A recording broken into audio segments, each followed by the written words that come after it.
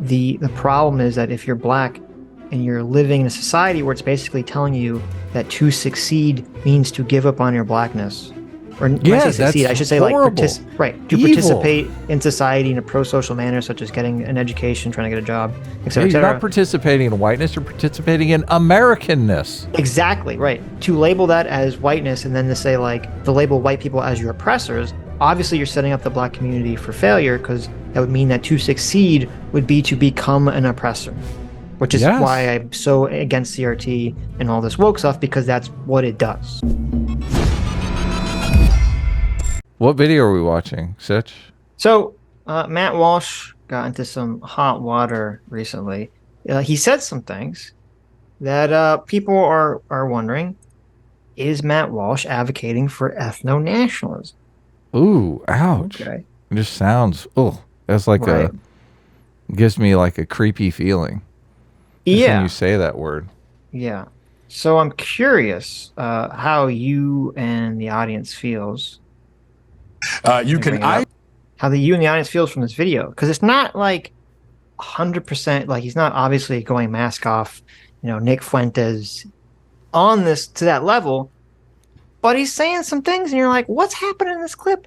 This is a little strange, because he makes some points. He's going to make some points that I agree with, that I think most people agree with, but then the conclusions that you would draw from those points, you go, that's where we get into issues here. Yeah, well, this looks like a relatively recent clip. This is very recent, yeah. Oh, I thought you were going into the back catalog of Matt Walsh and some discovery had been made. So, I don't know if we're going to watch it. There is, because the audio is terrible.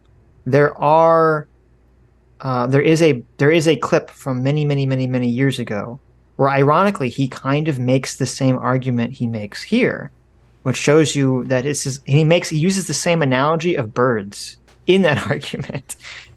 So it makes you think that this is a long-held belief of his. This is not a new belief. Wow. But anyway, so have you seen this clip at all? I have not. No, this is my first viewing of it. So okay. So you'll tell me. I'm ready to cringe. The interesting thing is that when I tweeted this out and I said, kind of worried about Matt Walsh seeming to slow walk his audience towards ethno-nationalism, I expected a lot of people to respond and saying, I don't think he's actually doing that, Sitch. Right. That was some people respond that way, but the majority of the people that disagree with me were saying, no, he is, and it's based. Right, which I didn't expect. That's uncomfortable. Yeah. Now, most of those people, fortunately, do not actually follow me. So wow, good. So that's good. Right. So anyway, let's jump into it. Either, when you look at the disappearance of white people, you can either... okay, wait, I need to set this up, because it's not the beginning of the clip. So he is responding to, there's one of these articles that talks about how, the demographics are shifting.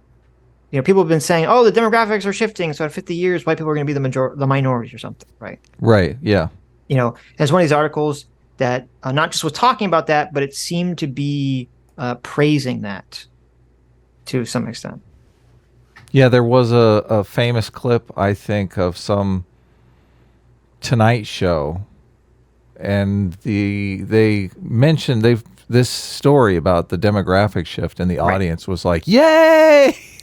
And it was kind of, I think it went viral because people were like, why are people cheering about that? I'm pretty sure there's a Bill Maher Jimmy clip. Fallon or something. Oh, it might have been. Was it? I don't know. There's a clip, I'm assuming it's Bill Maher, but maybe it's Jimmy Fallon, where that happens. The host is like, looks around, he's like, why are people clapping for like this? Why is that? What's going on here? Right. Yeah, it was strange. Yeah. So he's responding to one of these articles. Yeah. Right. You can either, when you look at the disappearance of white people, you can either celebrate diversity and a prosperous future, so that's the one, so you're celebrating it, or you can vilify racial change. So this is important. So he brings up, when he says that, he's not saying that's his opinion. He's saying that's the opinion presented in the article that he read. Right. Is that they're saying, like, you have these two solutions. You either say it's amazing or you vilify it, right? Now, it's interesting because you'd think that the way he's framing this means that he's going to say there's a third option, right? Where you can just say, how about we just not be racist, right? But he does definitely go down the vilifying racial change route. So it's interesting that he brings up this dichotomy as if he's going to talk bad about it, but then he essentially plays directly into it. Right, rubber stamps it. Those are the two options. There's no other way of looking at it, according to The Hill and any other media report. Oh, I see what you're saying. He's like hinting at, well, I have this amazing third option. Right. Which he never presents. And so there are really two parts of the story. The first is the story itself, which is the demographic trend, where whites are trending towards extinction in the United States. Like that's the way it's headed. So extinction. So we already used the word extinction, right? So okay. Extinction. Whites are trending towards extinction in the United States. Wow. All right. They lose their 51%, and then all of a sudden it's like they never existed. They were extinct. Yes. It's very strong language there, but all right. Okay. Not great. Yes.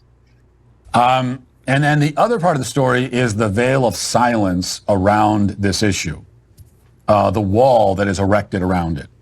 And I know you're going to say, well, you just read a story about it, so there's not a silence. Yeah, they can report on it. So you report and you celebrate diversity, and then you just move on. We don't talk about it. We don't think much about it, and that's it. You aren't allowed to talk much about it. You certainly can't be concerned about it. You're not allowed to express any concern. That's unthinkable. To hear that whites are on their way to minority status and the white population is declining, the worst thing you could possibly do is to talk about it at all is already a problem. But to suggest that there's any reason at all to be concerned about that, or to be anything less than thrilled by that development, is incredibly racist, we're told. Okay. So here's the question I have for you, Rod. Okay, I'm ready. Is it inherently racist to care and be concerned about the white population in America declining, or not declining, because that implies like there could be some health problems, like becoming a smaller part of the population as a ratio? Is it inherently racist to care about that? Well, Sitch. Mm-hmm.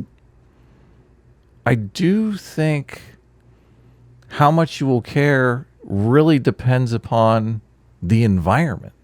Mm-hmm. I don't think that it's like innately racist to care about this, but if you are in a situation where you feel, you have a population that tends to demonize any minority group, then obviously you would feel strange about being that minority group.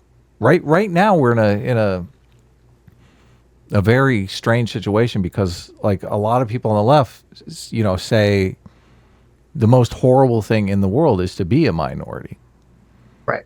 But then they celebrate the idea of whites becoming a minority. So right. I could see people being apprehensive about that. Mm-hmm. Like if you're saying being a minority is like the worst thing ever, then maybe people should be worried about that. So there's a little contradiction in their philosophy there.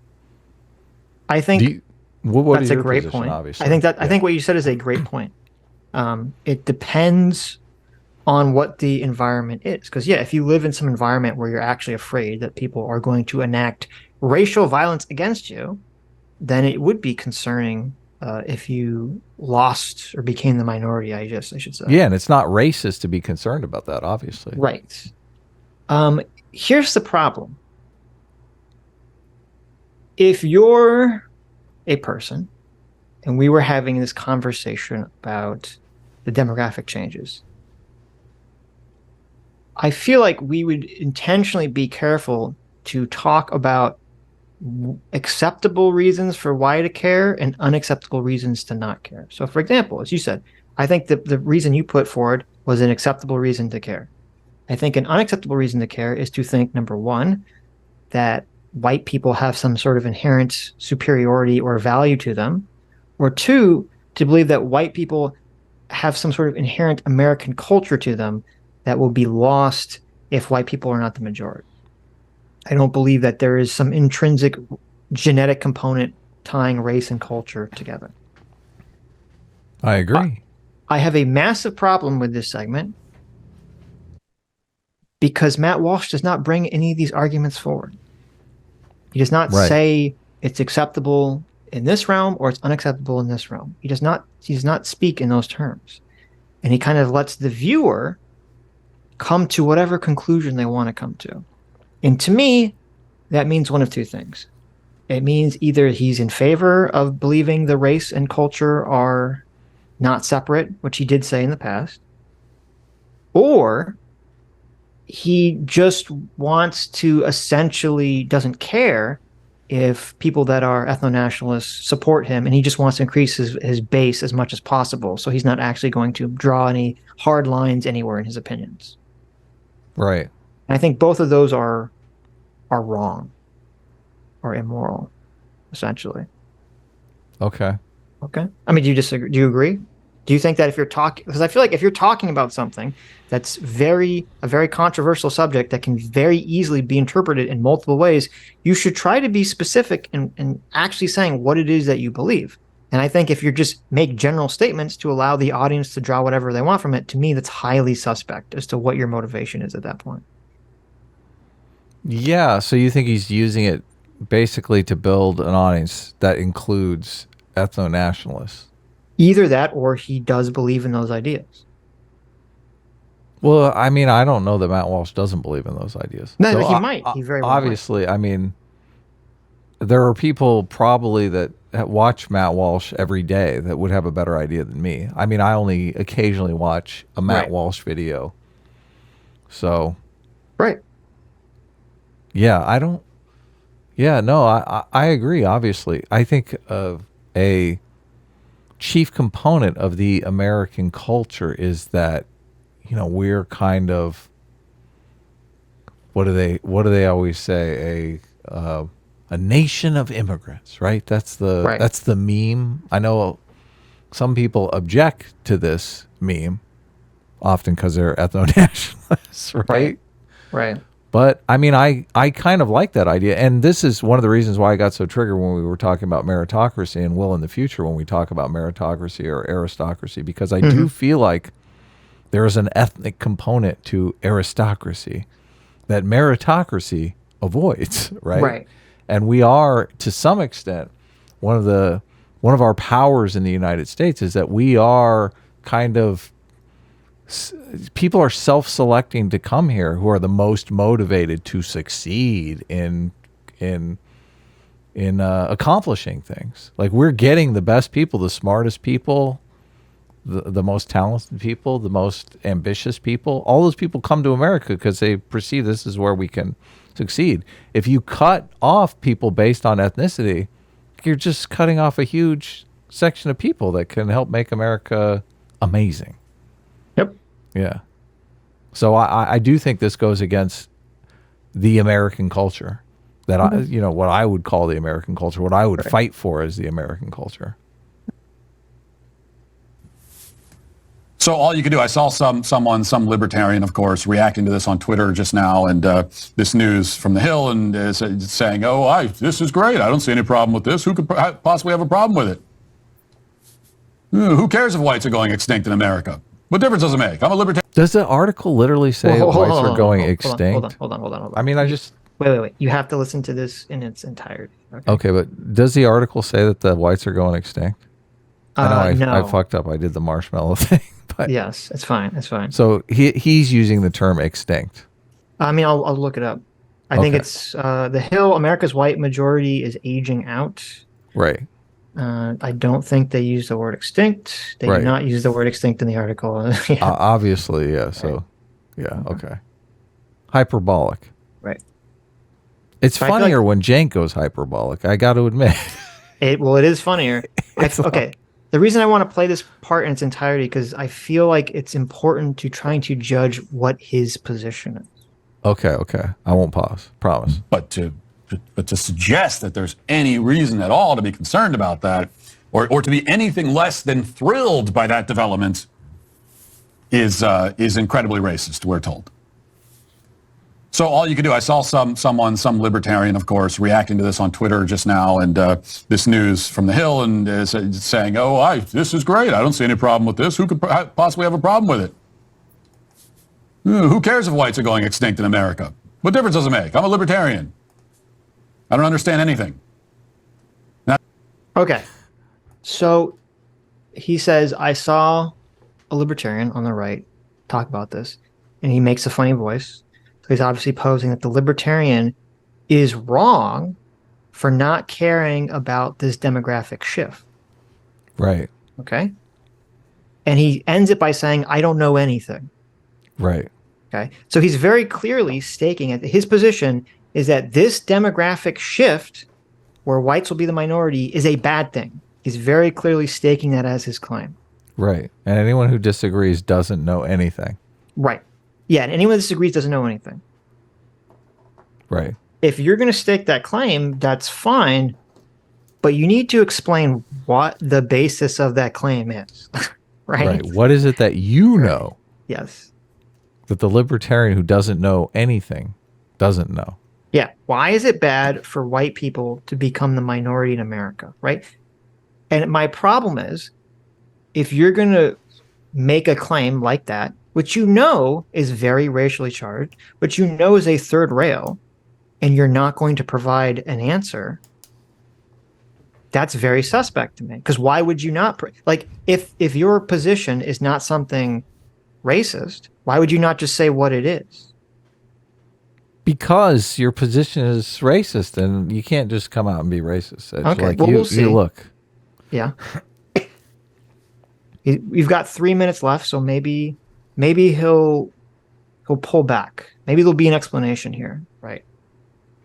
That's the only attitude you're allowed to have. But here's what we know also.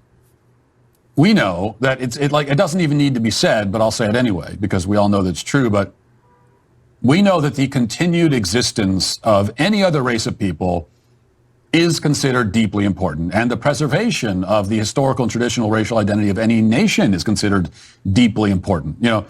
So for example, if there was Okay, so I don't know if that's true. I don't agree with either of those ideas. That it's deeply important for a race to continue to exist. I mean, if we're talking about like not be genocided out of existence by force, we'd all agree with that, right? Yeah, of course. But if we're talking about some hypothetical future where 1,000 years from now, there's been so much interbreeding that like there isn't very clear visual racial distinctions between people. Does anyone care about that? Some people will, but we usually call them racist. So. Right. I don't care about that. Look, in that there's lots of black people that are against interracial marriage too. Yeah, because they're racist. It's not just whites. Of course. Yeah, exactly. There was a person that, it's funny, Libs of TikTok actually brought this up the other day, or like it was like last week. There was a black woman who was complaining about her younger sister, dating a white boy, and she went on this whole tirade about how wrong it is for her to bring a white boy into her house, and that she wasn't going to allow this, and she wasn't going to allow her sister to date a white boy, blah blah blah blah blah. And it turned out she was a school teacher. And then there were other posts of her showing that she was just blatantly anti-white racist. Oh wow!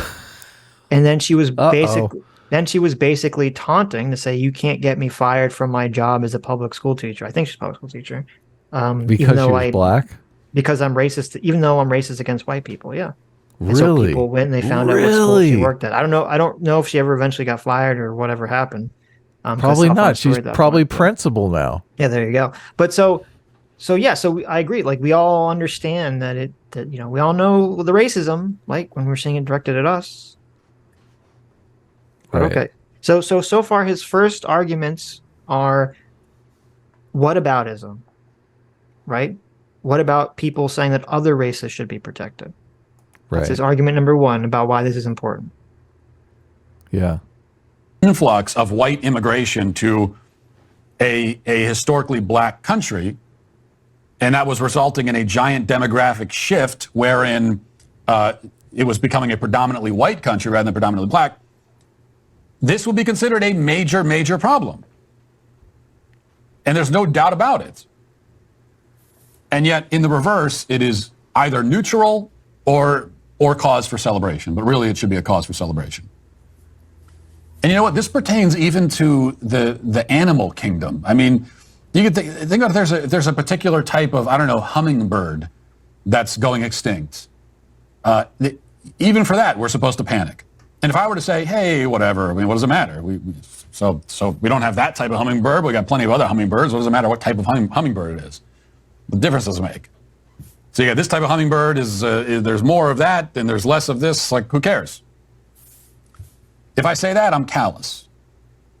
Because no, it's very important that we have all varieties of hummingbirds. Every variety is very, very important. We have to keep them all around. Every animal in the animal kingdom, we got to keep them all around. It's extremely important. If any particular variety starts to dwindle, if any particular type of species of animal gets driven out of its territory, it's a very bad thing. So it's interesting that we can see this with hummingbirds, but not with certain kinds of people. Well, in particular, one kind of person, which would be a white person. Okay. What were you going to say, Adam? Well, it's just so collectivist thinking. I mean, I know. It's ironic that he's so against socialism. Yes. How is this not collectivism? Well, no, I mean, he's a massive collectivist. Right. But I think, look, if you told him that to his face, I think he would rebel against that. Maybe. He'd say, no, I'm not a collectivist. Right. I'm an individualist who wants to make sure that my collective of white people persists.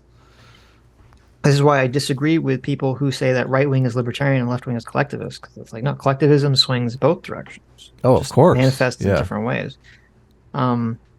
This is not individualism. This is a person who is uncomfortable with the idea that his collective would no longer exist in the future. Or how he's... You can be... Look, so wait. Go ahead. You be careful. I've talked enough. Well, no, I was going to say, so you said, when you say like that your collective no longer exists in the future, like... Not through extinction, though, just from interbreeding with other people. No, but what I mean is, so let's say that I identify my collective as someone who believes in liberalism, right? Right. And through non-force means, socialists were going to completely subsume me, and so that there would be no more people that believe in liberalism, right? Now, I would say that I think that's it's justifiable for me to be concerned about that, right? But my argument is that the difference is that I'm talking about an ideology that's going to have some sort of physical manifestation on the world that I think will have a negative harm in the world at whole. Right. So I don't think the color of people's skin affects the culture that they reproduce. Exactly. Right. Yeah. Which he seems to believe that, even if he doesn't necessarily want to specifically say that. Right. Yeah. That would be the argument. Look, Black Americans are Americans. Like, I don't have a stereotype of American that is a white person. And you're not racist. So I kind of rebel against that idea even.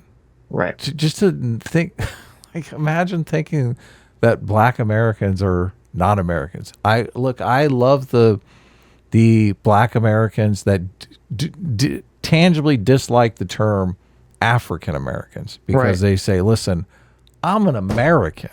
I ain't ever been to Africa. Okay. Mm-hmm. Why are you putting this label on me? Right. I'm an American. Right. Yeah. And I just I don't like any of that stuff. I feel like we all have to be Americans. Well, yeah. And as I said, this is why I agree with the way that I think Scott Adams framed this, where it's the problem is that if you're Black and you're living in a society where it's basically telling you that to succeed means to give up on your Blackness. Or when I say succeed, I should say horrible.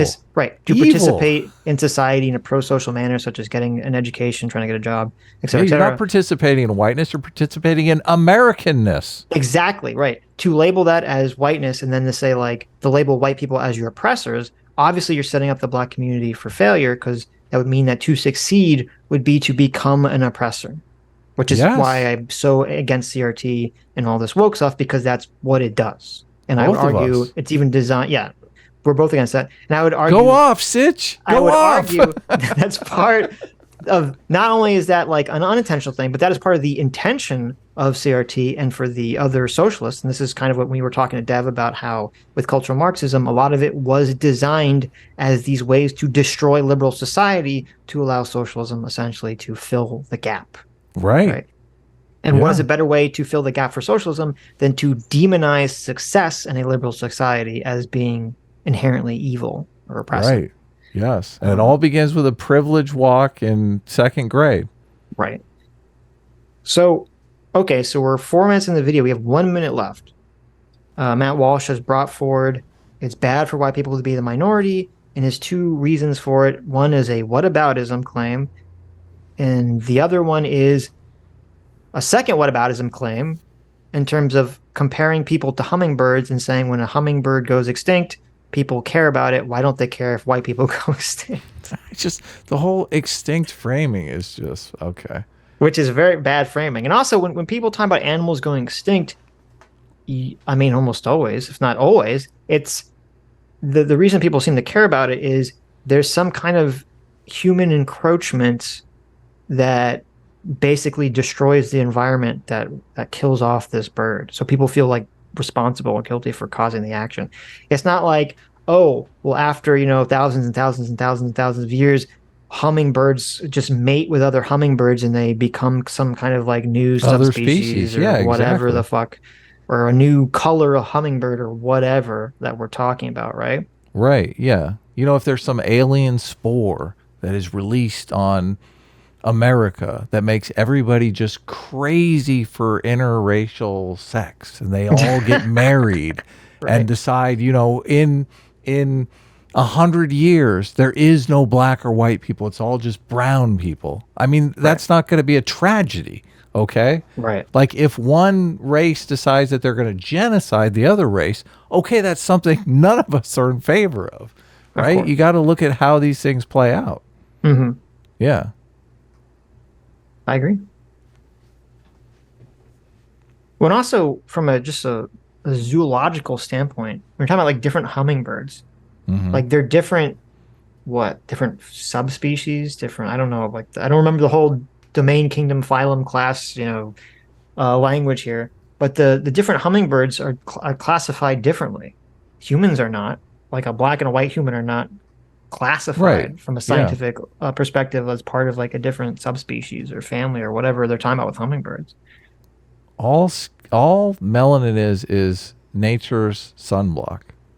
It's all developed by where the humans evolved on the globe. Yeah, what latitude? Now, if Matt was to make an argument about how he believes that there is an American culture that is very important and worthy of protecting, and that if the left doesn't adopt an attitude of protecting that culture and instead adopts an attitude of multiculturalism where they say people shouldn't have to assimilate, and you keep having the people, not white, don't attach to race, but the people that accept and believe in the American culture become the minority in America. That's scary. Yeah. That's a scary thing. And I think that's something definitely to worry about, to talk about, to raise the red flag about. Why is it being associated? But he doesn't say this. He never says this. He doesn't explain, and it just doesn't have to be associated to race specifically. Right. The preservation of the hummingbird community is more important than the preservation of the white race. In fact, you can't even talk about the preservation of the white. Even saying that word, that phrase, is it tantamount to being in the Klan. These are the standards that we are all supposed to live by, but it's like we all know. It's just this game, and we all know that it's bogus and it's ridiculous. We all recognize it at this point, right? I'm not saying anything that anyone doesn't already know. When it comes to white people and talking about any issue pertaining to white people, there's all kinds of rules that are put in place that do not apply anywhere else. And so it's really up for us, and we can complain about these rules, Usually what happens, and the typical conservative response has been mostly to ignore the rules and just follow them and not point them out. Every once in a while complain about them, but then sort of follow the rules anyway. We can do that, or we can just ignore the rules. Oh, wow. Wow. Yeah. Wow, that's scary. So I do think even if you want to give maximum charity to Matt Walsh, even if you were to assume that Matt Walsh here is not an ethno-nationalist, which I think he is, based on how he's talking about this.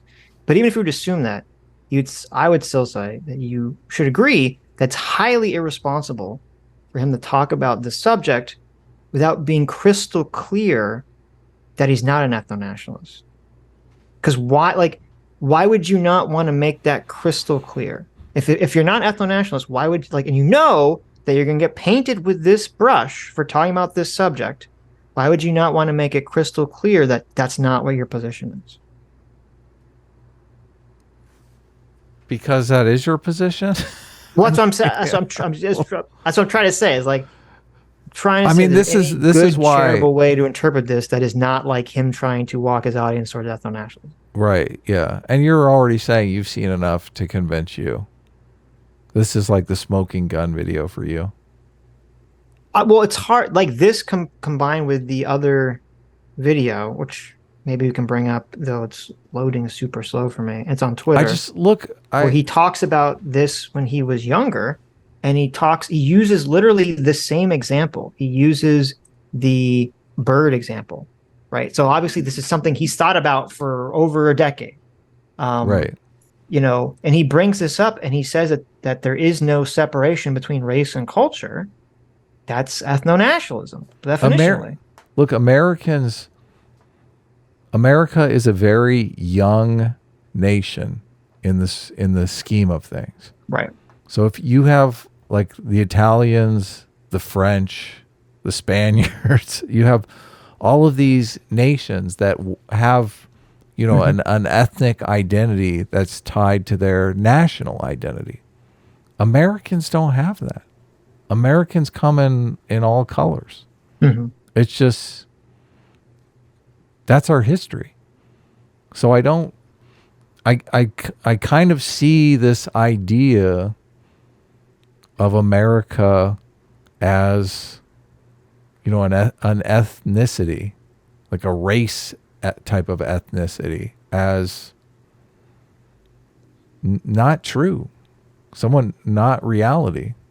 So, I mean, I understand a lot of the ethno-nationalists will make arguments saying, well, most of the immigrants were from Europe, but weren't they from all over Europe? I mean, different ethnicities all over Europe. So it's kind of hilarious. And it's funny because white is not an ethnicity. Okay. Right. When I brought this up and I'm like, this whole idea of like the white race thing it's so funny. This is like an American construction. White is not a race. Right. No, but the whole idea of the white race as a unified white race is actually an inclusive idea that only exists because America had so many different types of white people. Because when you would go back to Europe and you look at like the classical racist of Europe, the Brits did not consider the Germans the same group of people as them. Yeah. Like the Germans did not consider the Germans went to war. Right, as the same group of people. The French did not consider the Italians the same. Like none of the quote white people in Europe considered the fellow white people as the same people. They all viewed each other as different people. Right. And it's only in America where a bunch of white Europeans came to America and basically shed their European identity to become a joint American identity, that suddenly this mythical white race kind of forms from the ether. Look at the Ukrainians and the Russians. They're getting along great. Yeah, right, exactly. Now to answer your previous question, like originally, the overwhelming majority of immigrants from Europe to America were British. And then a bunch of Germans came over. And there's actually a lot of the founding fathers complaining that too many Germans were coming to America. And they're going to Germanify the country. And there are certain, keep it in balance. There are certain parts of the country that have a lot of German ancestry. That's why when we talked about the Kyle Rittenhouse case, and I brought this up, everyone in the Rittenhouse case has a German last name. Right. Rittenhouse, Grossgertz, Rosenbaum, Huber. They all have German last names, right?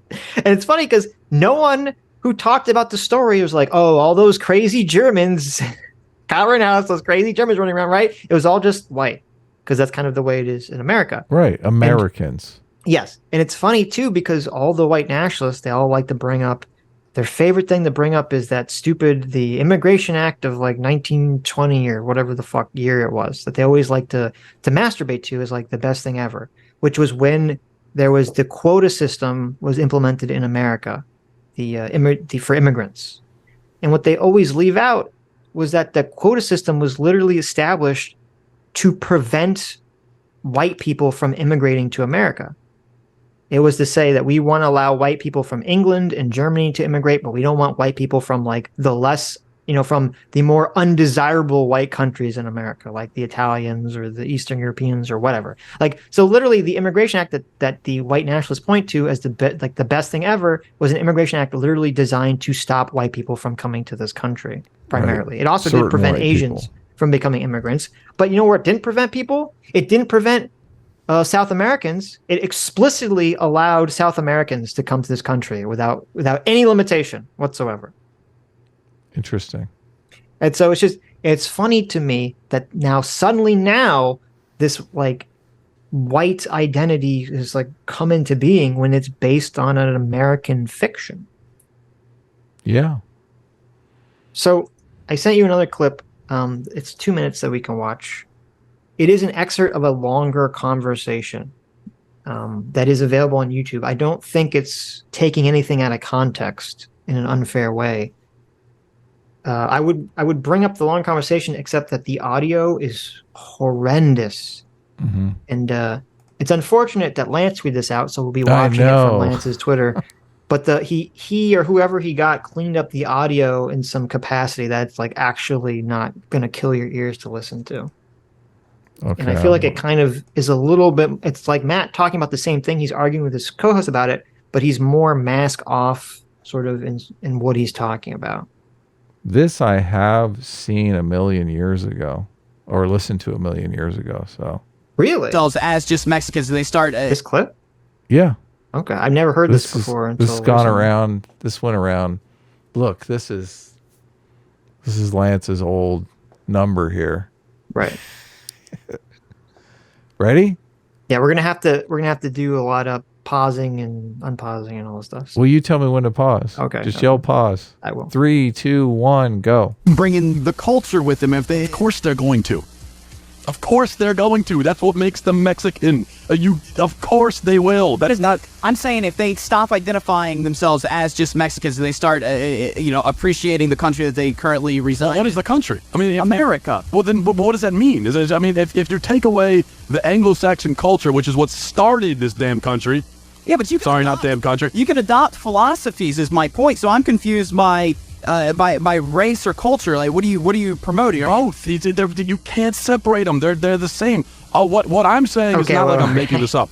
That's pretty out there. Right. So they're having some debate about Mexican immigration. His co-host is saying they can. And this is very telling because he says, well, they can come to America and they can identify as American and adopt the American identity.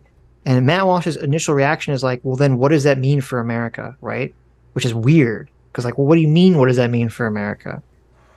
Like, it means that we have people that are not of Anglo-Saxon origin that identify as American. That's what it means, and adopt American culture, which, by the way, was the American dream, right? Was that this identity, this American culture, was open doors to anyone that would accept it and become it. Essentially, it was a merit-based culture, almost, if you will, as opposed to an aristocracy-based culture. Not only that, the whole idea that Mexicans are coming here.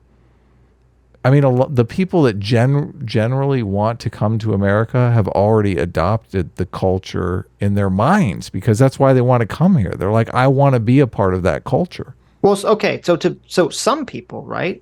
Some people have that attitude. There are definitely people that come to America from a lot of countries who don't have any interest or seemingly any interest in adapting to American culture. And I do think that that is wrong. And I do think we should be doing everything we can to prevent that. So it definitely happens. And it's definitely that is going to definitely increase right now because of this like white self-hatred that's being perpetuated by the left in America. So I think it's fine to talk about that and to point that out, because it's like you can't have both. Like if you want to have my I think like a good argument would be, if you want to have immigration into your country, you have to have a country that's willing to maintain and protect its culture. I think that's an argument, right? But then Matt here specifically says that race and he literally just said race and culture cannot be separated. Right. Yeah. Right. Which is the point of ethno-nationalism. That is the main point and feature of ethno-nationalism, is that race and culture cannot be separated. Right. Which we object to. Right. This has just been continue. Are we? Yeah. Okay. Let's go. case. Go back through history. This is just the way it works. Is that it's a country is more than just a border. It's more than just a plot. If all America was just like a plot of land we happen to be sitting on, then it would mean nothing to me. Okay. But because it's also identified with a way of thinking, a way of life, a culture, a philosophy, because that was all there, and it was an Anglo-Saxon thing, then you that's what I identify with. It's not the location and the geography that I identify with. Yeah, I like the rolling hills and I like the Purple Mountains majesty and all that too. Okay, but what I like most, so this is weird, because and this is why it seems so suspect to me. Because at first he's like, America's not just a geographical location. I agree with you. It's a philosophy. It's based on a culture and ideas. I agree. Everything you're saying. It's an Anglo-Saxon thing. Well, wait a minute. Stop. What do you mean by that? Like, if all you mean by that is Anglo-Saxons were like the original people that created this country, that's true. If you want to say that American culture stems from an Anglo-Saxon culture, that is true, right? But how is it that people like myself, people like Adam, all these white people who are not of Anglo-Saxon origin want to instill and identify strongly with American culture and American ideology? Yeah, obviously. Is there linked to ethnicity? Right. I mean, my family's mostly Russian of origin. Okay. I'm totally on board with I don't identify as Russian whatsoever. I'm totally on board with American ideology, with this Anglo-Saxon American ideology. Right. But anyway, let's continue. The culture philosophy that was distinctly Western Anglo-Saxon, and that's what it was. And so when these other groups come and you say, well, as long as they don't bring but they have brought their culture with them. So you can say as long as they don't, but they have and they will continue to. So let's forget about that, because that's exactly what they're doing. And of course, why wouldn't they, when the original inhabitants, the original inhabitants, of course, were Native Americans, but forget about that for a second. Everyone else has. When the original inhabitants of at least the United States of America are dying off because we've decided we're too cool to have kids, then why wouldn't they bring their culture? Because there's a cultural void. What I'm saying is that when we die off, as we have been, we have left a cultural void, and that void will be filled with this other hodgepodge of cultures. And I'll tell you something else. When you have just a geographical location, when there's no agreement at all.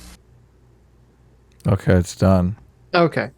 It's like, and the problem with this argument and why this argument is so stupid is like, how many of these woke people that are pushing like horrible woke shit are white and are probably also Anglo-Saxon of origin?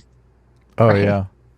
Like the idea that there's some magical Anglo-Saxon gene that produced and will continue to maintain the correct culture you want in the society. Yeah, it's super ridiculous. Yeah. Right. The idea that America is a cultural void, like, dude, what are you smoking? What kind of crack are you on? I mean, think of all the music, movies, video games. Like, we're just spewing culture out all over the place. I mean, our culture took over the world. What the fuck is he talking about? Our culture literally took over the world. Yes. Yes. We have a completely aspirational culture. Mm-hmm. What the hell is he on about, Sitch? cultural void. Well, what he probably means is because Like we need the Bedouins to come in with their beads or something. Like, what the fuck? What he probably means is because he's upset because he has a very conservative, I'm imagining, right-wing tradcom identity or culture that Yes. he wants that isn't being pushed in this country. And even though it's mostly white people that are not perpetuating this culture, because he has sort of the right-wing moral intuition where he's blaming outsiders, he thinks it's the outsiders that are coming in and destroying that right-wing conservative culture he wants to maintain, even though it's mostly white people doing it.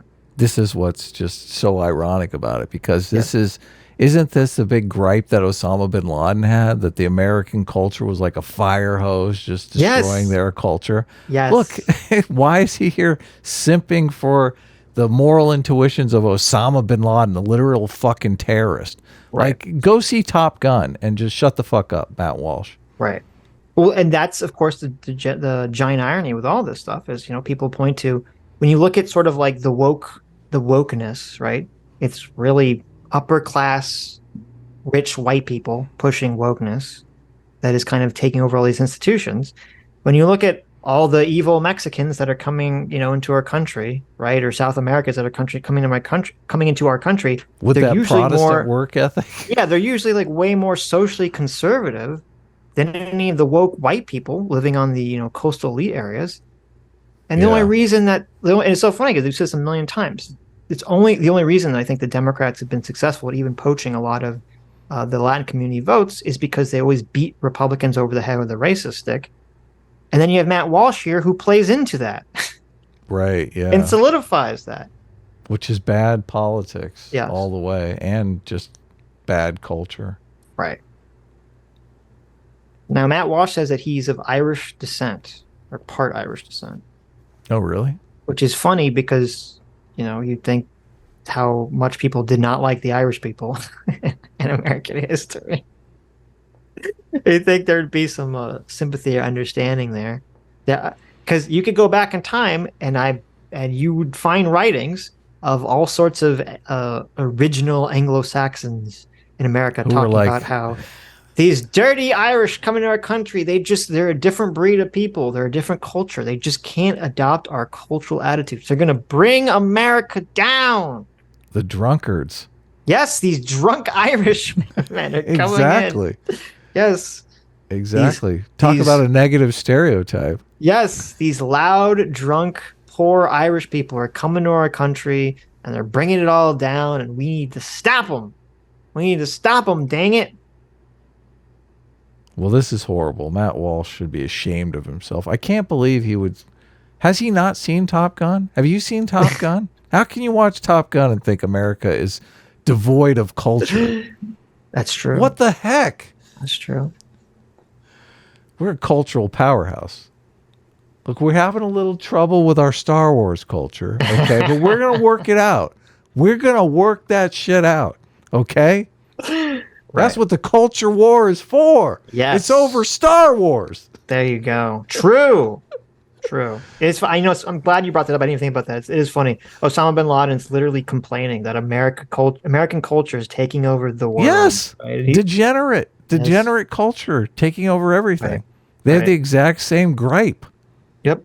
It's like, oh, please. American culture is big enough that if you want to go, start your commune somewhere, where you just your live on the Amish farm. commune somewhere. Yeah. Yeah. Go for it. Yeah. Go for it. Yep. Go for it.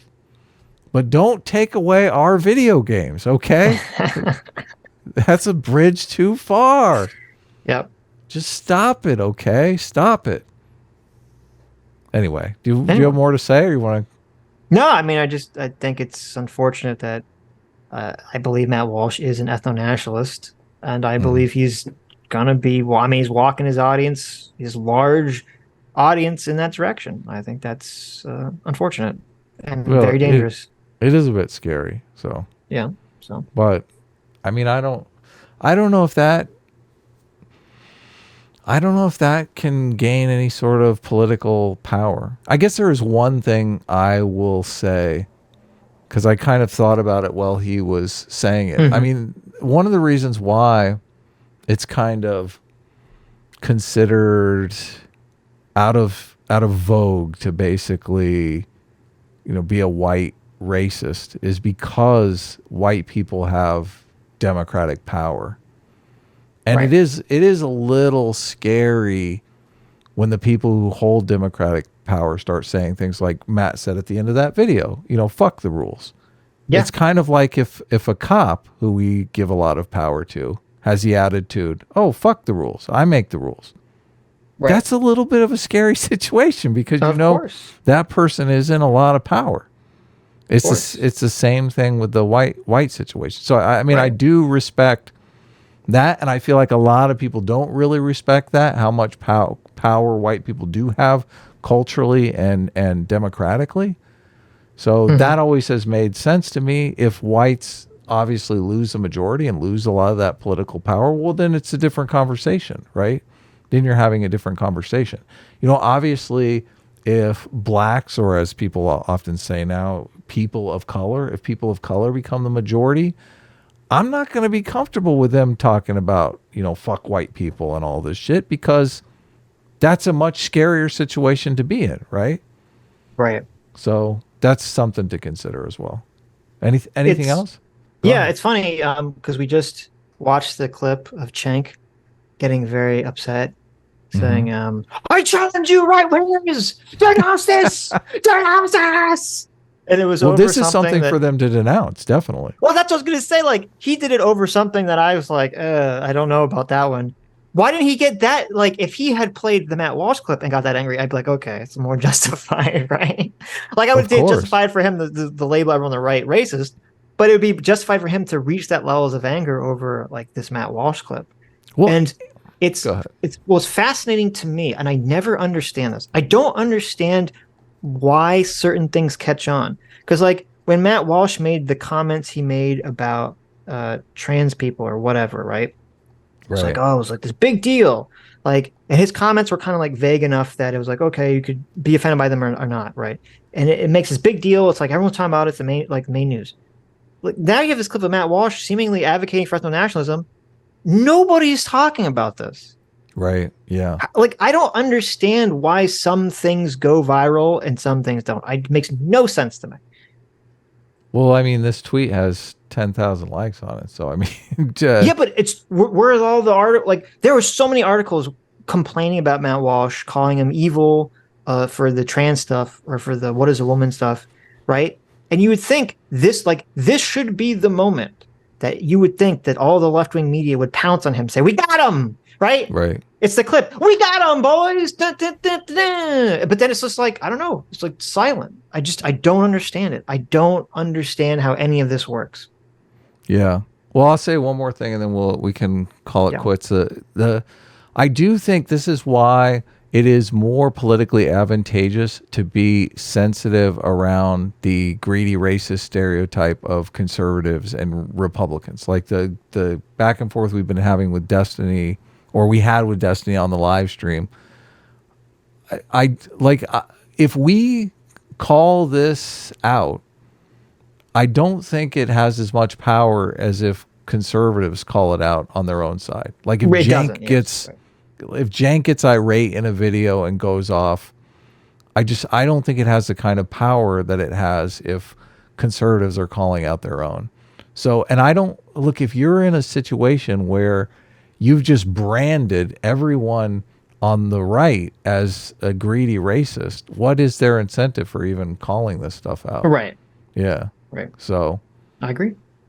I do think you got to keep that in mind. So anything else, or are we good? I'm good. You can't say anything more after I say CT clip it, because then it's like done. Oh, I get to leave after you say that? Just the Clip it, CT! Hi, you just listened to a clip from the Sitch and Adams show. If you like what you heard, you can listen to our live show right here on this channel on Sunday, starting at 1 p.m. Pacific, 4 p.m. Eastern. And if you want, you can super chat us. We read $20 and up super chats on the show and then do a follow-up stream on the following Tuesday where we read the rest of the unread super chats and interact with fans of the show. Subscribe to this channel right here to listen to the live show or to listen to more of our awesome clips.